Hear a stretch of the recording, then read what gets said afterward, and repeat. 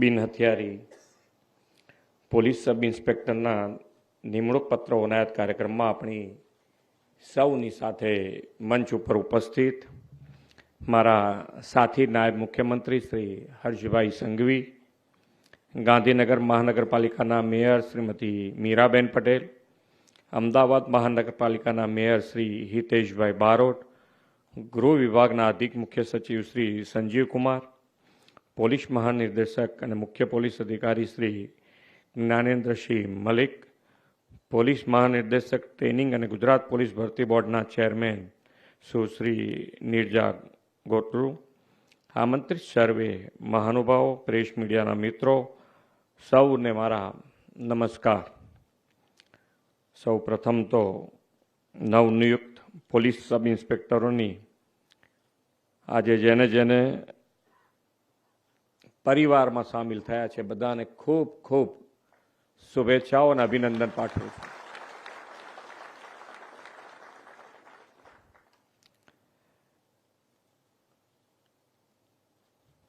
તાળીઓ પાડવામાં તમારું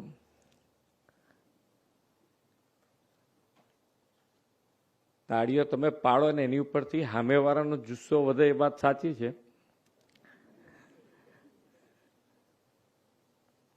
પણ ઘણી વખતે તાળીઓ એવા ટાઈમે આપણે પાડી દઈએ કે સામેવાળાને એમ થાય કે ભાઈ હવે કંઈક લોચો પડી ગયો છે.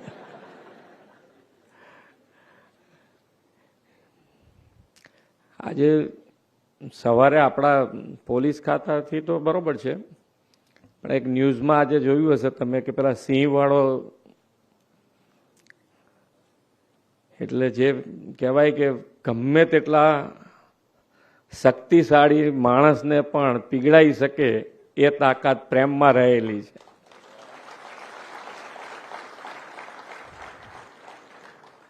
પણ આપણી નોકરી જુદા પ્રકારની છે.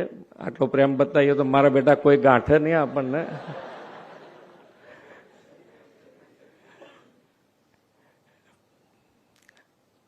પણ તમારી બીક હજુ પણ સમાજ જીવનમાં તમારા માટે લાગણી, ગૌરવ અને તમારા માટે તમે કે ભાઈ હજુ પોલીસ આઈને ઊભી રહે એટલે કેટલાનાય ટેમ્પરામેન્ટ ડાઉન આવી જાય, ગરમ લાય જેવા થયા હોય તો પણ. એ બે બાજુ છે કે ભાઈ એક બાજુ બીક પણ હોઈ શકે અને બીજી બાજુ એમ કે ભાઈ હવે જે થશે એ ન્યાયિક થશે. આ બંને બાજુ છે, પણ આપણે એનો સદુપયોગ કરવો જ રહ્યો કે ભાઈ સમાજ જીવનમાં તમારા માટેનું તમે જે દાયિત્વ નિભાવી રહ્યા છો અને એ દાયિત્વ હર પળ તમારી સામે, સમાજ જીવન સાથે તમે છોડી નથી શકવાના, સમાજ જીવન સાથે જોડાયેલા જ રહેવાના છો અને એ જ તમારી આગળ કામ કરવા માટે હંમેશા પ્રેરણા આપતું રહેવાનું છે. આપણે તો નાગરિક દેવો ભવ એવું આપણા વડાપ્રધાન શ્રી હંમેશા કે, અને વસુદેવ કુટુંબકમ, સારો બધા જ પરિવારના સભ્યો એમ સમજીને કામ કરીએ અને નવા ભારત અને નવા ગુજરાત એની અંદર તમારા બધાનો સિંહ ફાળો છે. ગુજરાત આજે વર્લ્ડના મેપ ઉપર ચમકી રહ્યું છે, તો એના પાયામાં જો કોઈ રહેલું હોય તો એ આપ બધા છો. આપની સેવાથી શાંતિ વગર વિકાસ ક્યારેય શક્ય નથી, એ સમજી લો. શાંતિ વગર ક્યારેય વિકાસ શક્ય નથી. અને જે શાંતિ અને સલામતી, અને એના માટે વડાપ્રધાનશ્રીએ તમને ખૂબ છૂટ આપી છે કે ભાઈ તમે કંઈ પણ કાર્ય કરો, નિષ્ઠાથી કરો, પ્રમાણિકતાથી કરો, એટલે તમારી સાથે સરકાર હંમેશા ખભે ખભો મિલાઈને ઊભી રહે. અને તો જ આ શક્ય પણ બન્યું છે. ગઈકાલનો ચુકાદો એ એનું જ પરિણામ છે કે ભાઈ સરકાર અને પોલીસ તંત્ર બે નિષ્ઠાથી કામ કરે અને તો જ આવા પરિણામો આવે કે ભાઈ સમાજ જીવન ઉપર એક દાખલારૂપ કે ભાઈ કોઈને છોડી કોઈ છૂટી જાય એવું શક્ય જ નથી. ક્યાંક વહેલું મોડું થઈ શકે પણ છૂટી શકે એવું શક્ય જ નથી. અને એ તાકાત આપણે ઊભી કરી છે. અને તો જ પોલીસ તંત્ર અને પોલીસ તંત્રનું કાર્ય હંમેશા કીધું ને કે ભાઈ એક પોલીસ તંત્રમાં એક ઉદાહરણ રૂપ એવું આવે તો આખા બધાને અહીંયાથી હમણાં કીધું જેમ હર્ષભાઈએ કે ભાઈ ખભે છોકરાઓને લઈને જતા હોય તો આખા ડિપાર્ટમેન્ટને હાઈટ મળી જાય. એક જણે કામ કર્યું કે બે જણે કામ કર્યું પણ આખા ડિપાર્ટમેન્ટને એની ક્રેડિટ મળી. અને એવું ને એવું વિપરીત કે બે જણા એવા હોય કે જે બોલવામાં અને મોબાઈલમાં એટલા વ્યસ્ત હોય કે સામે આવીને કોણ ઊભું છે કોણ નથી ઊભું, જવાબો આપવાના ના આપવાના કે ઉદ્ધતાઈ બધાનું ટેમ્પરામેન્ટ ડાઉન લાવે. અને આપણે શરૂઆતથી જ નક્કી આપણે કરવાનું છે. મુદ્દો મારો કહેવાનો એક જ છે કે ભાઈ તમે કોકનું જોઈને ના શીખશો. અને કોઈકનું જોઈને શીખવું હોય તો સારું જેણે કર્યું છે એનું જોઈને શીખો કે હવે પેલો નથી કરતો તો હું શેના માટે કરું, મારા માથે શેના માટે લઉં.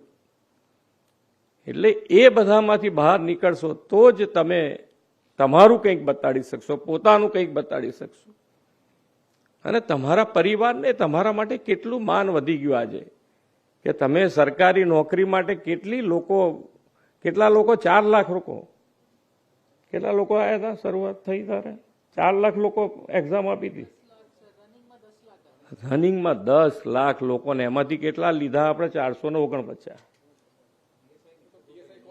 બધું ભેગું. ના આ લોકોમાં કેટલા જણા આવ્યા હતા? 2.5 લાખ લોકોમાંથી તમે 449 સિલેક્ટ થયા. વિચારો તમે. એટલે તમારી વેલ્યુ કેટલી છે, કેટલી હાઈટ તમે છો એ બધું તમારે નક્કી કરવાનું. બાકી તો બધા એની અંદર પ્રયત્ન કરે. અને કોતરુબેને જે કામ કર્યું છે એને આપણે તાળીઓથી બિરદાવીએ.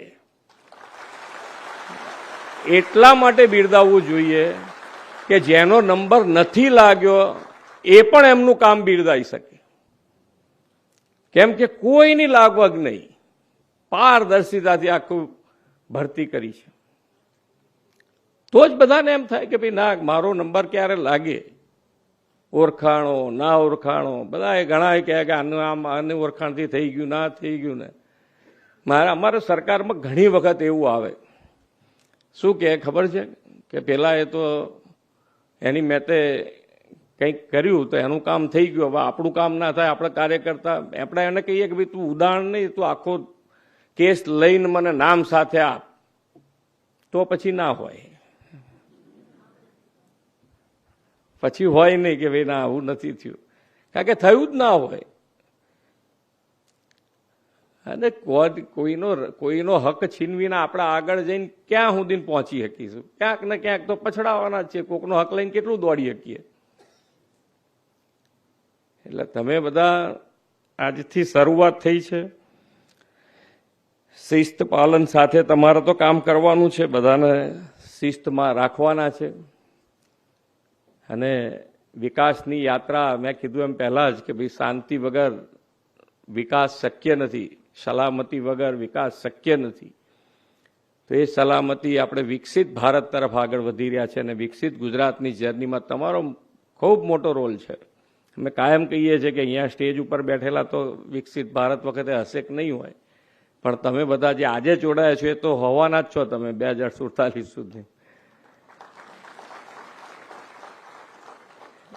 એટલે આપણે સૌ સાથે મળીને જો જે ગુજરાતની છબી અત્યારે ઊભી થઈ છે સલામત રાજ્યની, એ સલામત રાજ્યને આનાથી વધારે સારી સેવા આપણે આપીને વધુ સલામત શાંતિ માટે વિશ્વ કક્ષાએ જે ખ્યાતિ આપણને મળી છે, આપ સૌનો એમાં ખૂબ મોટો સિંહ ફાળો છે. એના એ જ કર્તવ્યતા ભાવથી આપણે સૌ સાથે મળીને આગળ વધીએ એ જ અભ્યર્થના સાથે વિરમું છું. ભારત માતા કી જય. વંદે માતરમ. જય જય ગરવી.